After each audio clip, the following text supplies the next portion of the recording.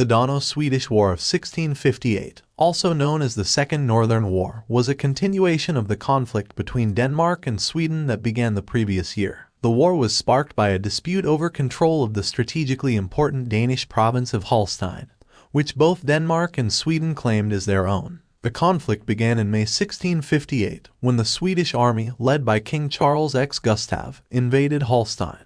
The Danish army, under the command of King Frederick III, was initially caught off guard and suffered several early defeats. However, the Danes were able to regroup and mount a counteroffensive, pushing the Swedes back and recapturing much of the territory they had lost. One of the key battles of the war was the Battle of the Sound, which took place in November 1658. The Danish navy, under the command of Admiral Niels Juel, succeeded in breaking through the Swedish blockade of the Øresund, a narrow strait between Denmark and Sweden. This allowed the Danes to reinforce their armies in southern Sweden and mount a successful invasion of the country. The war ended in February 1660 with the Treaty of Roskilde. The treaty was largely favorable to Sweden, as it secured their control of several key territories, including Scania, Blekinge, and Halland. Denmark, on the other hand, was forced to cede control of these territories, as well as the island of Bornholm and the Norwegian province of Trondheim. The Dano Swedish War of 1658 had significant consequences for both Denmark and Sweden. For Denmark, the loss of Scania was a major blow to their economy and military power. It also marked the end of Denmark's attempts to establish itself as the dominant power in the Baltic region. Sweden, on the other hand, emerged from the war as a major power in Northern Europe, with control over much of the Baltic coast. The war also had broader implications for Europe as a whole.